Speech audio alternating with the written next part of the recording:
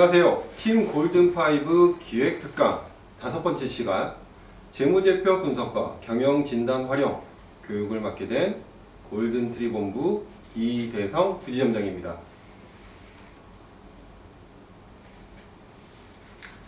안녕하세요. 한 달 만에 다시 뵙습니다. 한 달밖에 안 됐는데 날씨가 너무 많이 추워졌네요. 우리 영업가족분들 감기 조심하시고요. 오늘 교육도 영업에 많은 도움 되시길 바랍니다.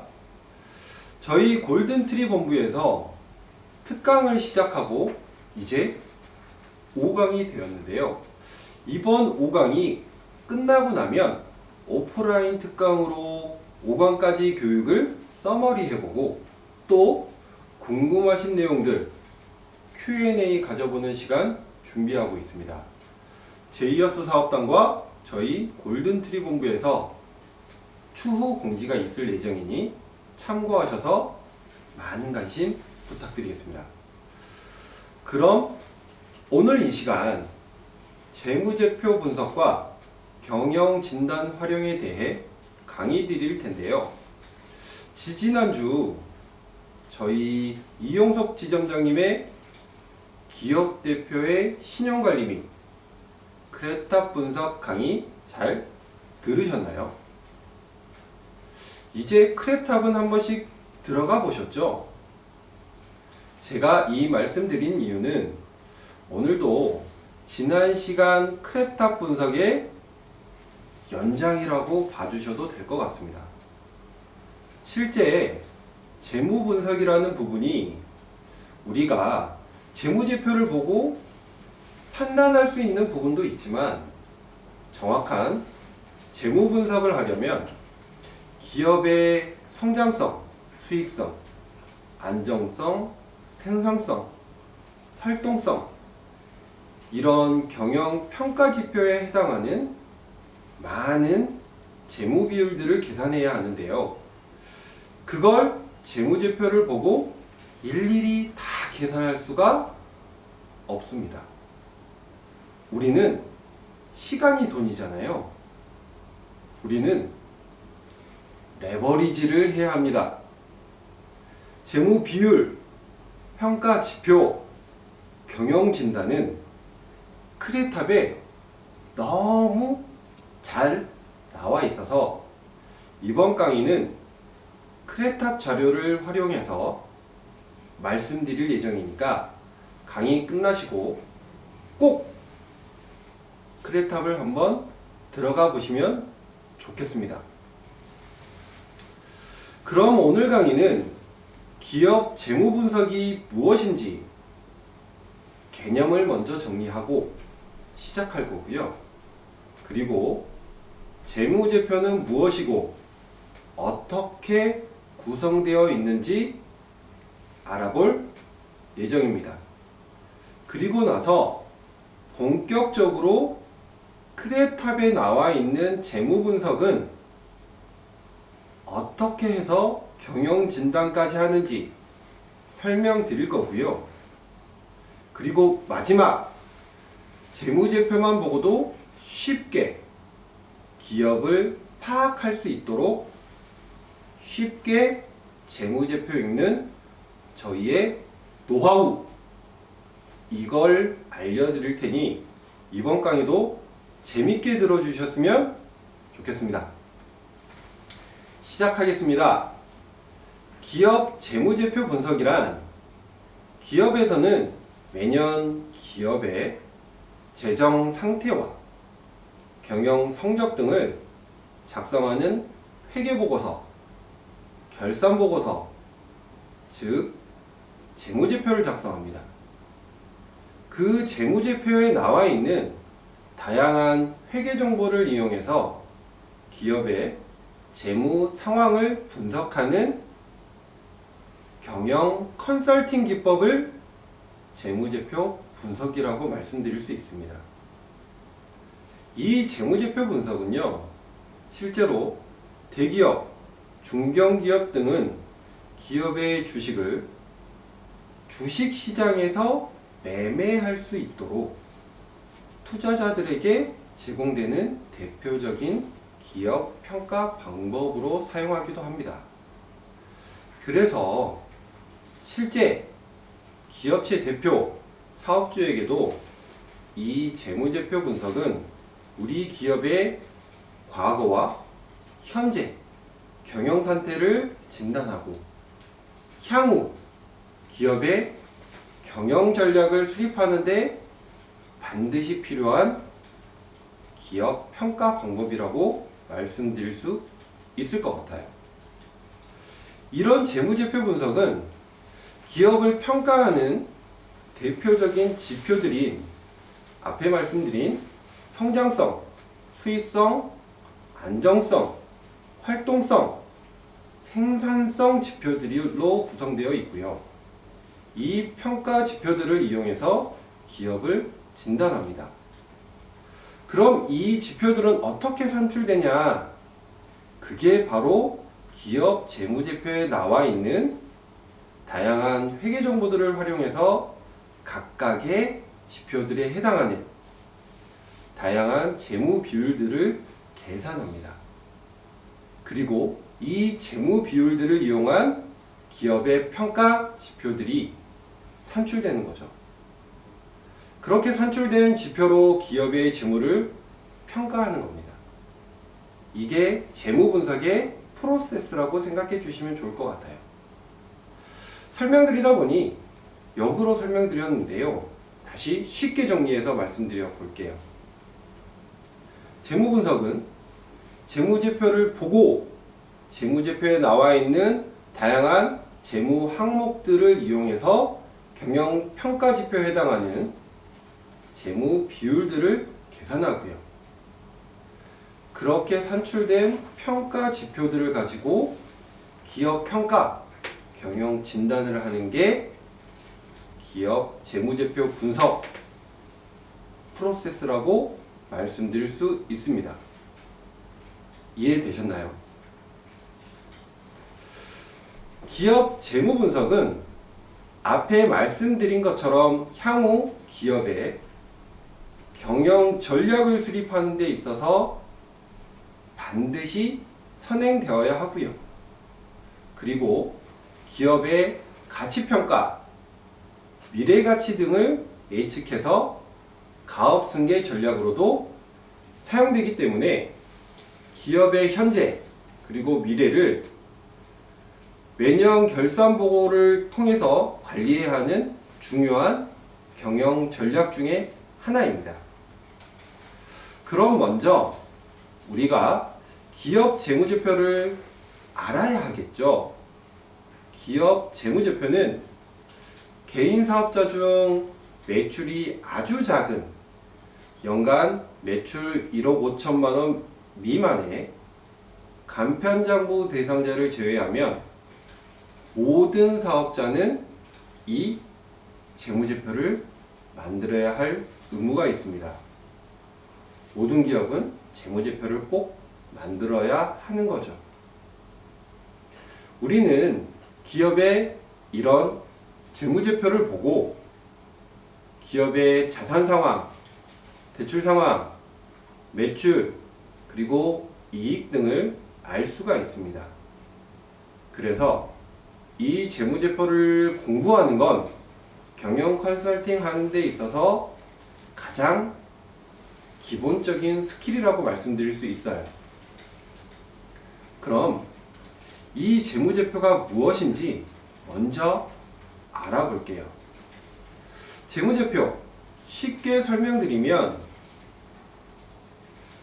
기업은 한 회계연도 동안 기업의 재정상태, 경영 성적들을 국제 회계 기준에 맞춰 작성해 놓은 회계보고서를 재무제표라고 합니다.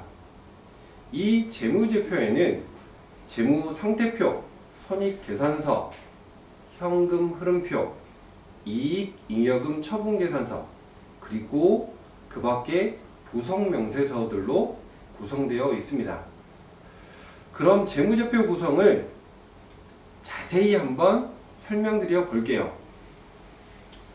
재무상태표, 기업의 회계 결산 시점에 기업이 보유하고 있는 경제적 자원인 자산과 경제적 의무인 부채 그리고 자본에 대한 정보를 제공하는 회계보고서라고 합니다. 그리고 손익계산서, 기업의 회계기간에 기업의 모든 비용과 수익을 계산하여 순손익을 나타내는 계산서를 손익계산서라고 하고요. 다음은 현금흐름표. 일정 기간 동안 1월 1일부터 12월 31일까지의 기업의 영업활동, 투자활동, 재무활동의 현금흐름을 나타내는 표입니다. 이익잉여금 처분계산서. 기업의 이익잉여금의 처분사항을 명확히 보고 이익잉여금 변동사항을 표시하는 회계보고서를 이익잉여금 처분계산서. 다음은 부속명세서들이 있는데요. 원가명세서, 자본변동표 이런 부속명세서들은 재무제표 개정 과목별 세부 내용, 금액을 정확히 파악하기 위해 작성하는 명세서들로 구성되어 있습니다. 재무제표는 이렇게 구성되어 있어요. 그래서 재무제표는 아주 여러 장으로 되어 있는 경우도 있죠. 하지만 실제 재무제표에서 우리는 이 재무 상태표와 손익계산서 이 두 개만 잘 볼 줄 알아도 됩니다. 이런 현금흐름표, 이익잉여금 처분계산서, 부속명세서들은 다 공부해 두면 좋겠지만 오늘 강의 시간도 부족하고 실제 경영 컨설팅 할 때 재무상태표, 손익계산서 이 위에는 대부분 크레탑을 이용하기 때문에 오늘은 재무제표에 이런 부속 서류가 있구나 이런 정도만 기억하셔도 됩니다. 아시겠죠? 그럼 이번에 재무상태표 세부 항목들을 볼 건데요. 앞에 목차에서 잠깐 말씀드렸듯 강의 뒤쪽에 재무제표 읽는 법에서 꼭 알아야 하는 재무 항목들을 자세하게 설명드릴 예정이라 여기서는 재무상태표, 손익계산서 내에 어떤 계정 과목이 있는지 정리만 하고 갈게요. 자, 재무상태표 보시죠. 이렇게 생긴 재무상태표 많이들 보셨나요? 보신 적 있으시죠? 이 재무상태표에는 크게 자산총계, 부채총계, 자본총계 이 세 가지 항목으로 구분해서 작성되어 있습니다. 자산총계는요, 기업 자산의 총 합계를 뜻하는데요. 여기서 잠깐 혹시 이런 말씀 많이 하시죠? 부채도 자산이다. 이건 회계 원리상 부채총계와 자본총계의 합이 자산총계의 금액과 같기 때문에 나온 말입니다. 총 자산에는 총 부채가 포함되어 있는 거죠. 그래서 부채도 자산이다 라고 말씀하는 거예요. 그래서 총 자산에는 총 부채와 총 자본의 합이 총 자산이다. 꼭 기억해 주시면 좋습니다. 다시 돌아가서 이 총 자산에는 유동자산과 비유동자산으로 구분해서 작성이 됩니다. 그럼 이 유동자산이 무엇이냐면 기업 자산 중에 1년 이내에 처분이 가능한 자산, 1년 이내에 처분이 가능한 자산을 유동자산이라고 하고요. 그럼 비유동자산은 기업 자산 중에 1년 이상 보유하는 자산을 비유동자산이라고 해요. 유동자산 세부 계정에는 뭐가 있을까요? 바로 현금, 예금, 현금성 자산, 매출채권, 미수금, 가지급금 등이 유동성 자산으로 분류되고 있습니다. 반대로 비유동자산에는 공장, 건물, 토지, 기계, 설비 등 기업이 1년 이상 보유하는 자산, 즉 동산이나 부동자산을 비유동자산으로 분류합니다. 이해되시죠? 이 유동자산과 비유동자산을 합을 자산 총계라고 합니다. 그럼 다음 부채 총계. 부채 총계는요, 기업의 부채의 총합을 보여주는 항목이고요. 자산 총계와 같이 부채 총계도 유동부채, 비유동부채 구분되어 있습니다.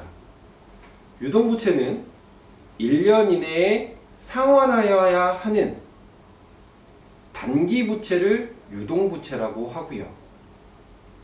유동부채 개정 항목에는 외상매입금 같은 매입채무, 단기차입금, 주임종 단기차입금, 미지급금 등이 있습니다. 쉽게 빌린 돈, 못 준 돈, 그리고 예수금 같은 미리 받은 돈도 유동부채로 잡혀요. 혹시 돈 먼저 받고 일이 진행이 안 되면 돌려줘야 하니까 아시겠죠? 그럼 비유동부채는요, 1년 이상 장기로 사용 가능한 장기부채를 비유동성 부채라고 합니다. 비유동부채에는 주로 장기 차입금이 있는데요. 공장이나 설비, 기계와 같은 비유동자산을 구매할 때 받는 시설자금을 장기 차입금이라고 하는데요. 제 강의 3간 기업자금 교육 기억하시나요? 시설자금 벌써 잊어버리신 건 아니시죠? 공장 구매나 기계, 설비 구매 때 받는 이런 시설자금 대출이 장기 차입금입니다. 비유동부채에 해당하는 거죠. 아시겠죠? 그래서 여기까지 자산 총계, 부채 총계까지 설명드렸고요. 그리고 재무상태표의 마지막 자본 총계 설명드려 볼게요. 자본 총계는요, 항목에 출자 자본금, 이익잉여금, 미처리 결손금이 대표적인 항목들인데, 출자 자본금은 말 그대로 주주들이 출자한 자본금 금액이죠. 그리고 이익잉여금은 법인의 순이익이 쌓여서 자본총계에 쌓여있는 이익잉여금. 이익잉여금의 반대는 미처리 결손금. 지속적인 결손, 즉 손실금액이 쌓여있는 게 미처리 결손금입니다. 이해되셨죠? 그 밖에 자본잉여금, 자본조정금, 기타 포괄손익, 유계액 이런 건 나중에 공부하셔도 됩니다. 제가 말씀드린 자본금, 이익잉여금, 미처리 결손금만 기억하셔도 재무제표 읽는데 많이 도움됩니다. 그래서 자본총계는 순자산 총계다 라고 하고요. 이렇게 재무상태표의 대표적인 항목들을 살펴봤습니다. 다음은 손익계산서 항목들이 무엇이 있는지 살펴볼게요. 손익계산서.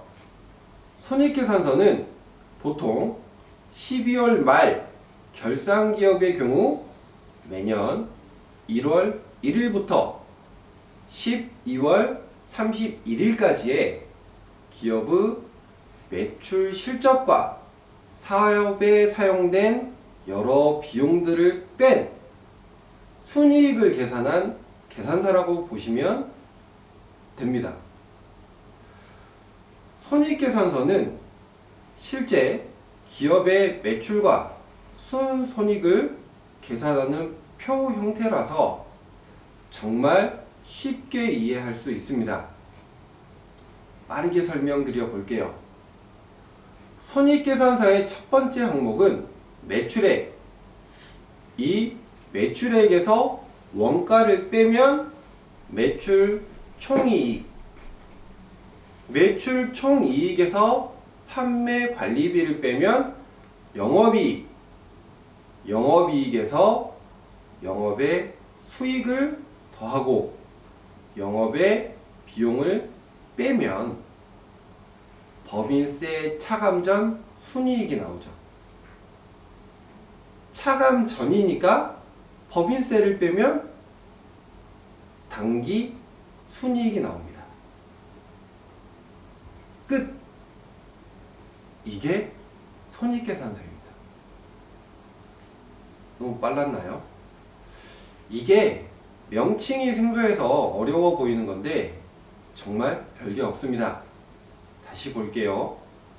매출액은 뭐죠? 기업이 한 실적.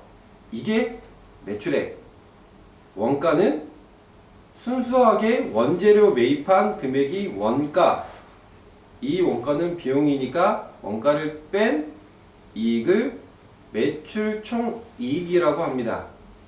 그리고 나서 나머지 인건비며 임차료며 운반비며 이런 기업 운영에 사용되는 대부분의 비용을 판매 및 관리비라고 하고요. 먼저 말씀드린 매출 총이익에서 이 판매 관리비를 빼주면 가장 중요한 영업이익이 나옵니다. 기업이 실제 영업 활동을 통해서 번 돈을 영업이익이라고 해요. 재무평가할 때도 가장 중요한 항목 중에 하나가 이 영업이익입니다. 꼭 기억해 두세요. 그리고 나서 영업의 수익, 영업의 비용은 말 그대로 영업 활동 이외의 이익과 비용인 거죠. 그렇기 때문에 이익은 더해주고 비용은 차감하면 법인세를 내기 전 이익이 나오고 말 그대로 법인세를 빼면 진짜 순이익이 나오는 거죠. 쉽죠? 한 번만 잡아두시면 정말 쉬운 게 손익계산서입니다. 꼭 기억해 주세요. 그리고 나머지 현금흐름표, 부속명세서들은 앞에 설명드린 정도만 기억하셔도 됩니다. 그럼 본격적으로 이제 기업 재무분석을 알아볼 건데요. 앞에 재무분석을 하려면 뭘 해야 한다고요? 기업 평가 지표, 이걸 알아야 한다고 했죠.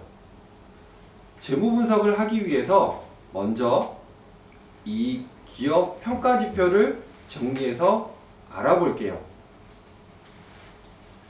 기업 재무제표라는 게 기업의 얼굴이고 이 모든 것을 경제적 가치인 돈으로 환산하다 보니 이걸 숫자로 또 비율로 계산해서 다시 각종 평가 지표에 대입해서 기업을 평가 진단합니다.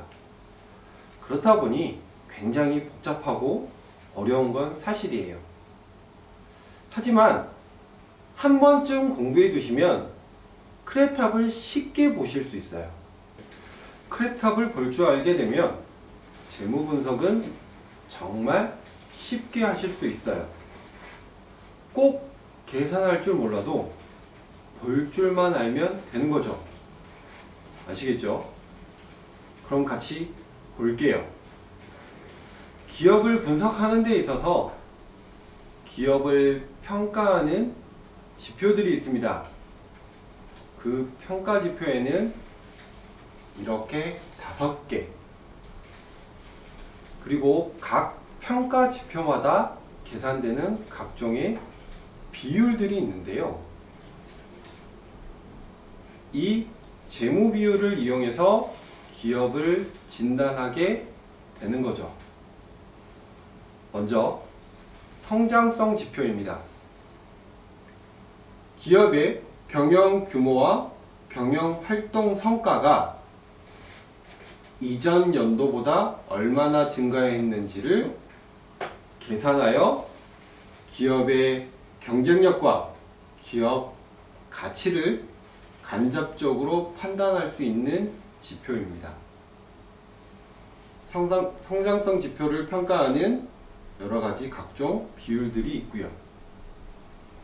수익성 지표, 기업의 경영 활동을 통해 기업의 매출 실적과 순이익이 얼마나 잘 나왔는지 평가하는 지표죠. 해당하는 비율들이 있고요. 그리고 안정성 지표, 기업의 채무 변제 능력과 경기 변동 대처 능력을 알아볼 수 있는 지표라고 합니다. 해당하는 비율들이 있고요. 활동성 지표, 기업의 영업 활동 및 생산 활동 등과 같은 경제적 활동 능력을 평가하는 지표입니다. 그리고 마지막 생산성 지표, 기업의 활동 성과와 효율을 측정하는 지표입니다. 이 5가지가 기업을 평가하는 지표들이고요. 지표들마다 이렇게 많은 재무 비율들이 있어요. 뭐가 뭔지 하나도 모르시겠죠? 같이 봐보시죠. 엄청 많죠? 뒤에 더 있습니다. 글씨 보이세요? 수익성, 활동성. 뒤에 또 있습니다. 자, 이제 생산성. 이렇게 성장성, 안정성, 수익성, 활동성, 생산성 해당하는 재무 비율들을 잠깐 보셨지만 정말 많죠. 이걸 언제 다 계산하고 있습니까? 그죠? 그래서 제가 앞에 뭐라 그랬죠? 레버리지 하자. 이렇게 크랩탑만 보면 다 나와 있습니다. 경영진단도 이 지표들을 보고 하는 건데 이처럼 크레탑에 너무 잘 나와 있습니다. 크레탑 기준으로 빠르게 설명드려 볼게요. 성장성 지표, 기업의 전년도 대비 올해 실적을 바탕으로 성장 역량을 평가하는 지표입니다. 매출액 증가율, 영업이익 증가율, 총자산 증가율 등 다양한 재무 비율을 계산해서 업종 평균 대비, 전년 대비, 현재 우리 기업의 성장성을 비교 평가하는 방식인데요. 전반적으로 높아지는 게 좋겠죠. 그리고 매출액, 영업이익 증가율이 중요합니다. 비율 계산법은 크레탑 보면 계산식이 다 나와 있으니까 보시고만 넘어갈게요. 다음 수익성 지표, 기업의 수익 창출 능력을 평가하는 지표고요. 이것도 높을수록 좋겠죠. 영업이익률, 총 매출 대비 실질 이익률, 자산 대비 이익률 등으로 업종 평균, 전년 대비 수익성을 평가하는 지표입니다. 안정성, 재무 안정성을 평가하는 지표인데, 재무 안정성은 대부분 부채에 대한 평가라고 생각하시면 됩니다. 차입금 의존도, 부채 비율, 유동 비율 등으로 평가하는 지표이고요. 부채는 적을수록 좋죠. 근데 여기서 유동 비율은 유동 자산 대비 유동 부채, 즉 단기 현금 자산, 유동 자산으로 단기 유동 부채가 커버가 가능하냐를 보는 게 유동 비율. 이것도 업종 평균 전년 대비 평가하는 방식입니다. 부채 상환 능력, 이것도 안정성 지표인데요. 크레탑에는 생산성 지표를 별도로 진단하지 않고 안정성 지표를 더 중요하게 평가하는 것 같습니다. 우선 부채 상환 능력은 안정성 지표인데, 이자 납입 능력, 실질 이익 대비 총 차입금률, 차입금 대비 매출액 비율 등 이 기업이 부채 감당 능력, 상환 능력을 평가하는 지표입니다. 다음은 활동성 지표. 활동성 지표에서 계산되는 재무 비율들은 회전율로 계산되는데, 매출액 대비 매출 채권을 몇 번 회전했냐, 총 자본금을 몇 번 회전해서 매출에 기여했냐, 자기 자본금이 몇 번 회전해서 매출에 반영되었느냐를 보는 방식입니다. 활동성 지표는 기업 자산의 회전이 많을수록 활동성 지표가 좋아집니다. 그리고 마지막 생산성 지표는 요즘 경영진단에서 크게 많은 비중을 차지하지 않아서 크레탑에서 제외된 것 같은데요. 쉽게 종업원 1인당 매출액 기업, 기계투자 효율 등 기업의 생산 효율을 측정하는 지표가 생산성 지표입니다. 중소기업에서 정확한 기계의 가치 평가도 되어야 하고, 직원들 급여도 정확히 계산되어야 하는 부분들이 있다 보니 평가 신뢰도, 정확도적인 부분에서 떨어지다 보니까 크레탑에서 경영 진단에는 제외된 것 같습니다. 생산성 지표라는 게 있구나 정도 인지하시면 될 것 같습니다. 이렇게 성장성, 수익성, 안정성, 활동성 지표를 토대로 최종 경영 진단이 이루어집니다. 이렇게 크레탑에 너무 잘 나와 있죠. 이렇게 해서 기업 등급이 산정이 되는 거죠. 이런 경영 진단은 실제로 기업의 약점과 강점들을 돌아보고 기업이 향후 경영 계획에 맞춰 재무적인 부분을 어떻게 잘 조정해야 하는지, 그리고 앞으로 우리 기업은 영업 방향을 혹은 투자 방향을 제시하는 지표로 사용되는 게 경영 진단입니다. 결국 경영 진단은 경영 컨설팅의 핵심이라고 기억하시면 좋을 것 같습니다. 지금 보시듯 경영 진단은 공신력 있는 크레탑을 활용하고요.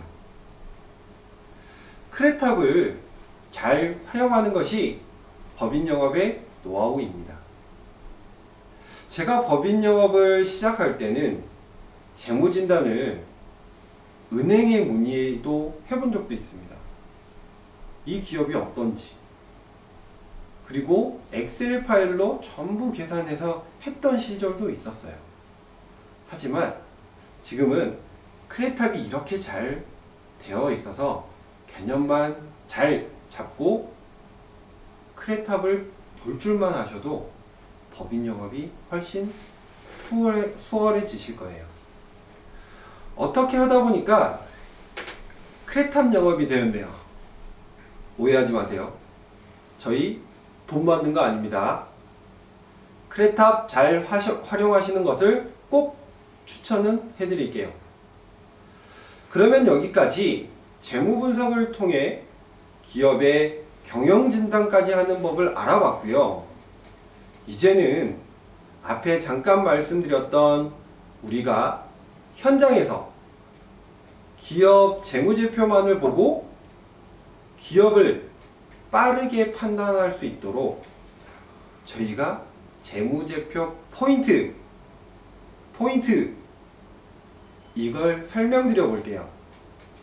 재무상태표, 손익계산서 이 두 개를 보고 대략 이 기업이 현재 재무상태가 어떤지 알아볼 수 있는 노하우 지금 공개합니다. 보시죠. 재무상태표에서는 유동자산에서 제일 중요한 매출채권을 보셔야 해요.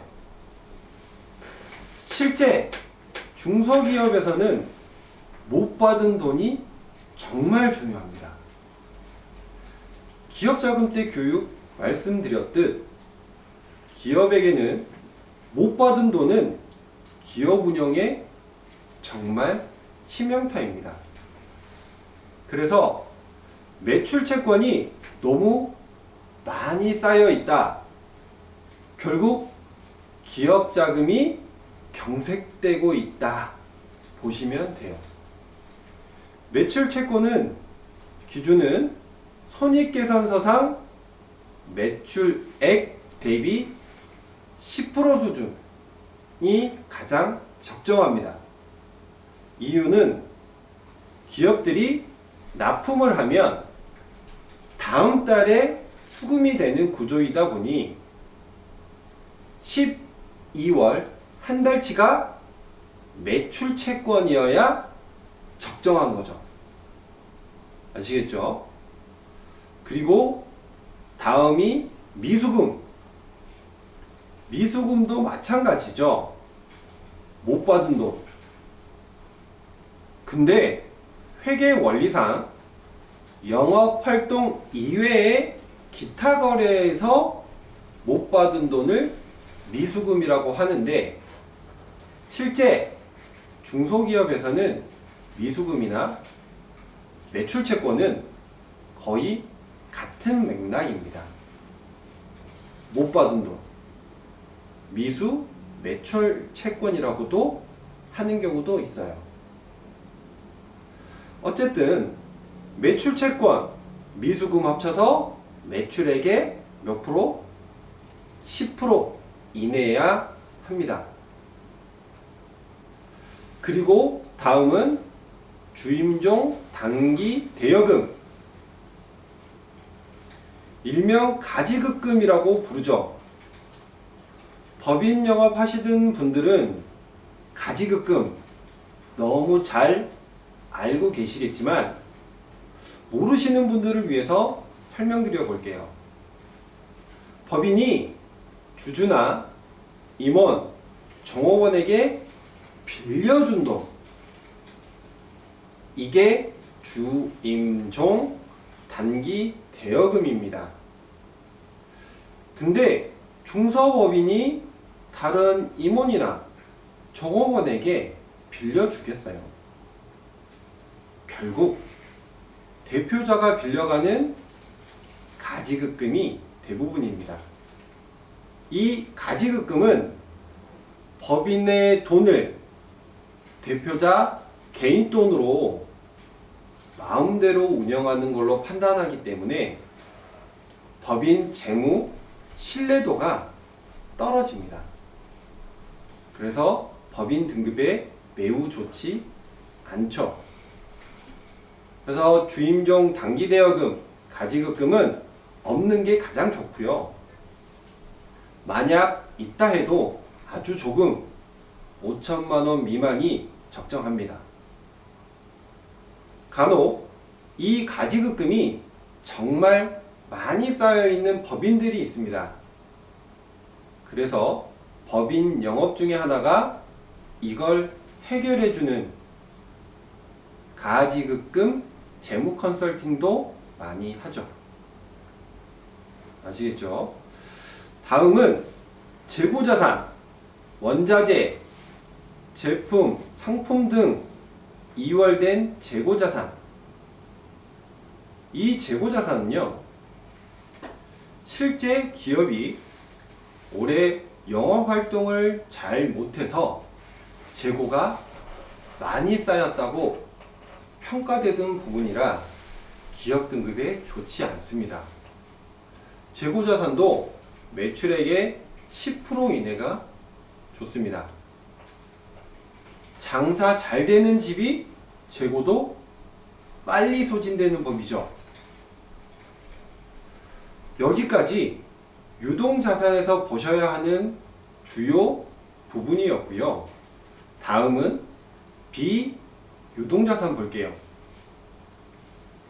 비유동자산에는 토지, 건물, 건설 중인 자산 등과 같은 유형자산, 형태가 있는 유형자산을 봐야 합니다. 실제 기업이 보유하고 있는 부동자산인 거죠. 결국 개인도 기업도 소유하고 있는 부동산이 있어야 등급이 좋아요. 물론 대출이 너무 많으면 의미는 없겠지만 실제 기업이 소유하고 있는 부동자산이 있어야 기업 등급도 좋고요. 컨설팅으로 할 일도 많죠. 그래서 이 부동자산, 유형자산을 얼마나 소유하고 있냐를 알아볼 수 있는 항목이니까 꼭 확인해 주세요.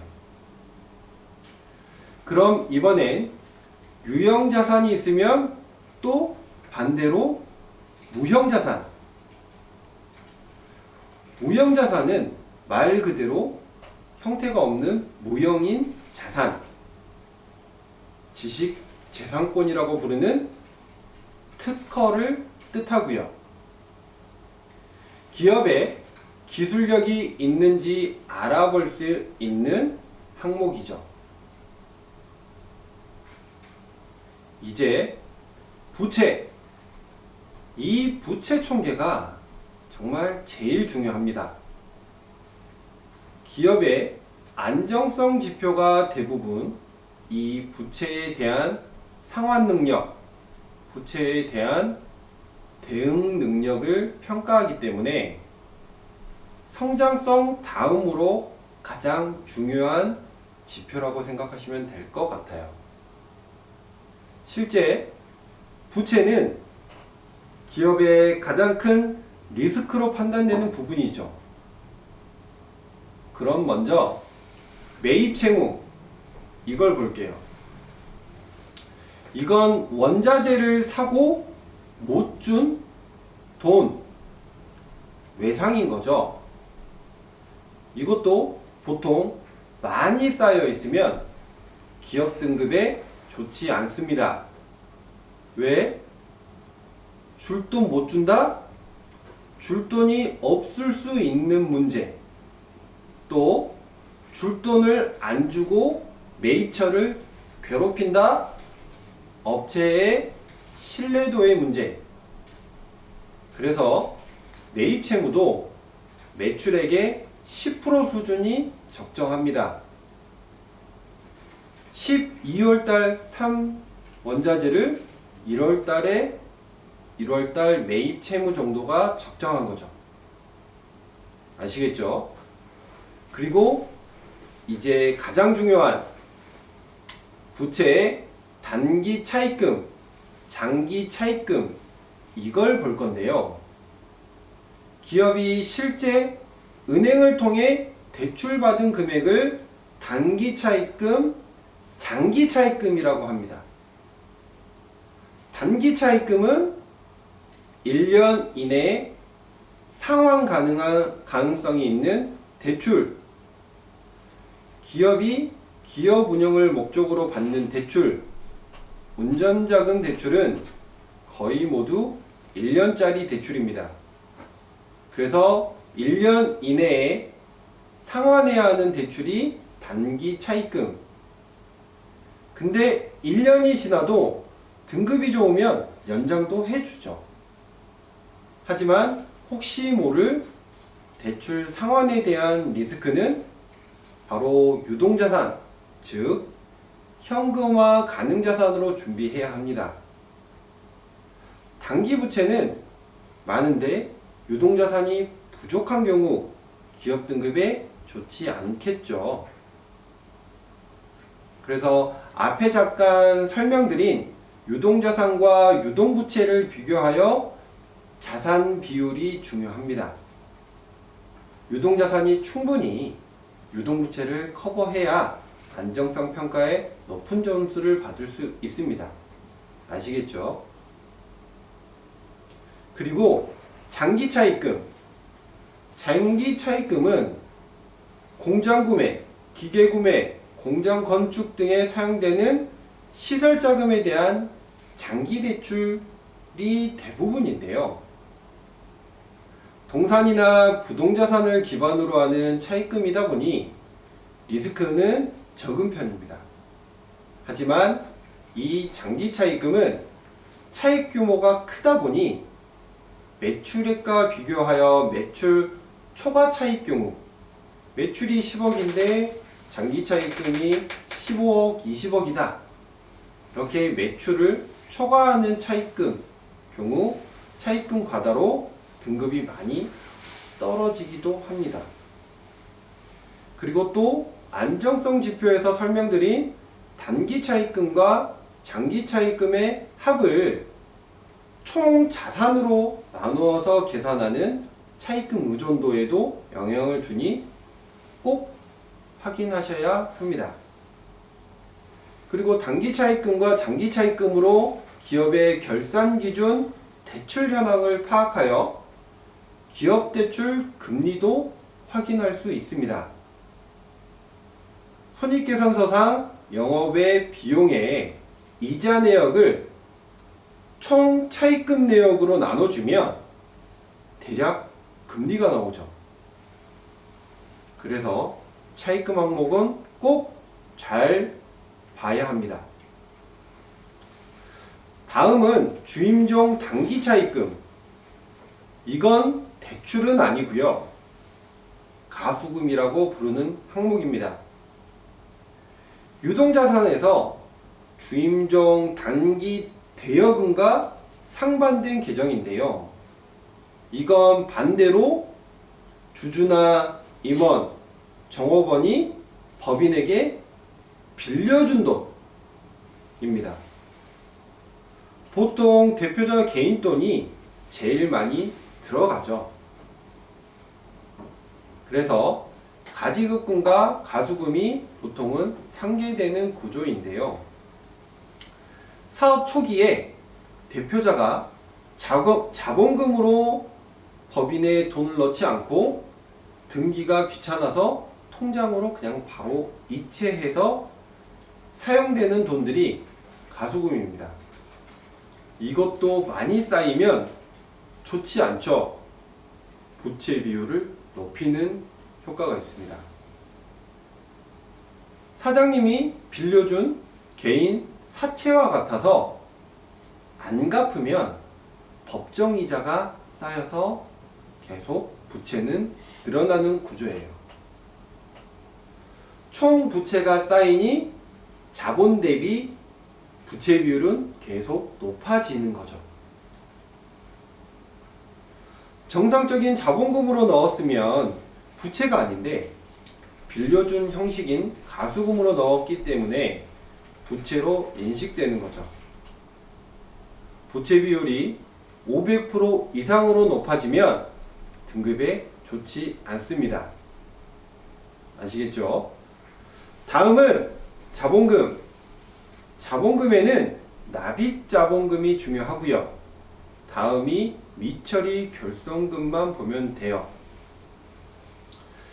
이익이 쌓여 있는 건 좋은 거니까 이익잉여금은 크게 신경 안 써도 되지만 누적 손실이 쌓이면 결국 자본금을 까먹는 자본잠식이 발생합니다. 자본총계가 마이너스면 전액자본잠식이라고도 합니다. 이런 기업은 등급이 아주 안 좋습니다. 이익 안 나죠, 자본이 없죠, 이런 기업은 망하는 기업이라 해도 무관합니다. 혹시 거래처 중에 3년 연속 결손의 자본 잠식 기업은 버리셔도 돼요.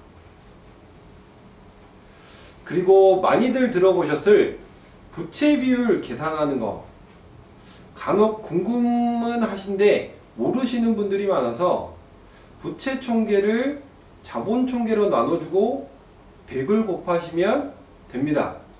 이게 부채 비율 계산법이에요. 부채 총계를 자본 총계로 나눠주면 됩니다. 아시겠죠? 여기 재무제표를 잠깐 볼게요. 여기는 부채 총계가 4억 2천 정도 됩니다. 자본 총계는 5억 1천 정도 되죠. 이걸 나눠주면, 나눠서 100을 곱해주면 82%. 아주 부채 비율이 좋은 편. 권장하는 부채 비율은 200% 미만, 제한하는 부채 비율은 500%에서 600% 초과시 취급 불가. 이렇게 인지하셔도 좋을 것 같습니다. 다음은 손익계산서. 손익계산서는 쉬우니까 얼른 볼게요. 매출액에 상품, 제품, 공사 매출을 보셔야 하는데요. 이게 사업자 등록상에 사업 종목을 여러 개 넣어 두신 분들의 경우 업종이 중요합니다. 사업 종목을 여러 개 넣어 놓았다 보니 건설업, 제조업, 도매업을 한 번에 넣으신 경우들도 간혹 있어요. 근데 이 매출액에 상품 매출이냐, 제품 매출이냐, 공사 매출이냐를 볼 수 있습니다. 상품 매출은 도소매, 유통업, 제품 매출은 제조업, 공사 매출은 공사업. 더 매출 비중이 큰 게 주요 업종이라고 생각하시면 됩니다. 꼭 체크하셔야 해요. 다음 판매 관리비의 급여, 직원급여, 임원급여 통해서 직원 수, 급여 수준 정도는 파악하는 정도로 보시면 되고요. 더 중요한 건 경상연구개발비. 이 항목은 연구부서나 연구소를 보유하고 있어야 경상연구개발비로 비용을 털 수 있습니다. 그리고 세액공제를 받을 수 있죠. 무형자산에서 지식재산권 같이 말씀드렸던 지식재산권 같은 항목도 같이 보시면 연구개발을 하는 기술력이 있는 기업인지 알아볼 수 있는 거죠. 그리고 영업이익. 영업이익이 실제 영업활동을 통해 벌어들인 이익이기 때문에 순이익과 같이 이익률 평가 시 가장 중요한 부분입니다. 매출액 대비 10% 이상 매우 우수한 기업이고요. 매출액 대비 5% 이하는 이익률이 많이 조조한 기업입니다. 기업 등급도 이 이익률에 따라서 많이 차이가 있어요. 그래서 매출액 대비 10% 이상 기억하시면 좋습니다. 다음은 영업의 수익과 비용. 영업의 활동으로 벌어들인 수익, 투자 활동이 있을 거고 공장 매각, 수출, 수입 여부 등을 확인할 수 있죠. 근데 제일 중요한 건 영업의 비용의 이자 비용입니다. 앞에 잠깐 말씀드린 이자 비용을 총 차입금으로 나눠주면 금리를 추산할 수 있기 때문에 자금 컨설팅에서 공격적으로 접근할 수 있는 거죠. 그리고 마지막 당기 순이익. 기업이 매출은 하지만 순이익이 안 나면 의미가 없겠죠. 이익이 안 나면 기업은 결국 망하는 거죠. 대출을 받을래도 이자 납입 능력, 즉 이익이 있어야 가능한 거죠. 그래서 순이익이 안 나는 결손 상황은 경영 컨설팅에서 가장 최악의 기업입니다.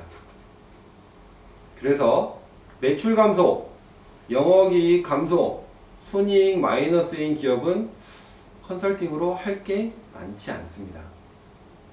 뭔가 기업이 기본적으로 영업이 돼야 경영 컨설팅이 유의미하겠죠. 경영 컨설팅으로 망해가는 기업을 살릴 수는 없어요. 대표자가 해야 할 일이죠. 아시겠죠? 이렇게 여기까지 빠르게 재무제표에서 알짜배기만 짚어봤는데요. 이제 재무제표 분석과 경영진단 활용 정리하고 마무리할 시간이 된 것 같습니다. PPT 같이 볼게요. 기업의 얼굴은 기업 재무제표입니다. 기업의 등급을 파악하려면 기업의 재무분석, 재무비율, 경영지표 등을 알아야 합니다. 이런 기업의 재무비율, 경영지표들을 통해 기업을 진단할 거고요. 기업 진단을 통해서 우리는 기업의 향후 방향을 잡아줄 수가 있습니다. 그리고 마지막 경영 컨설팅의 기본은 재무제표 분석과 경영 진단이다. 이렇게 정리해서 말씀드릴 수 있겠고요. 재무제표를 같이 보다 보니 시간이 많이 걸렸습니다. 하지만 너무 많은 내용으로 다 이해하시기는 어려우실 수 있어요. 짧은 시간 안에 많은 내용을 드리려다 보니 욕심이 과했나 싶은데 법인 영업, 경영 컨설팅을 도전하시는 분들은 꼭 재무제표를 공부해 보셔야 하고요. 또 크레탑을 잘 이용하실 줄 알아야 한다는 말씀까지 드릴 수 있을 것 같습니다. 지금까지 들으신 강의 내용 궁금하신 점은 저희 카페 팀 골든트리 카페 네이버.com CHSAZIN 들어오셔서 강의 궁금하신 점 있으시면 꼭 문의 주세요. 그리고 카카오 채널 중소벤처기업 지원센터 혹은 세일즈로 사업하기에 강의 후기 많이 남겨주세요. 추첨을 통해서 1초 만에 재무제표 읽는 법 서적 보내드린다고 하네요. 후기 남겨주시고 재무제표 꼭 공부하세요. 그리고 저희 인스타그램, 카페, 블로그 많이 놀러와 주시고요. 팔로우도 많이 부탁드립니다. 다음 강의는요, 제가 또 준비하고 있습니다. 중소벤처기업 진흥공단의 이해라는 주제로 강의를 준비하고 있는데요. 우리 가족분들 연말이다 보니 이런저런 일정들이 많으셔서 원래 12월 23일 예정되어 있었지만 2025년도 1월 6일 새해로 변경되어 있습니다. 추가로 공지 올린다고 하시니 꼭 챙겨주시고요. 또 많은 관심과 성원 부탁드립니다. 이제 진짜 인사드리겠습니다. 2024년 한 해 수고 많으셨고요. 2025년 을사년 푸른 뱀의 해도 대박나시는 한 해 되시길 바랍니다. 지금까지 골든트리 본부 이대성 부지점장이었습니다. 감사합니다.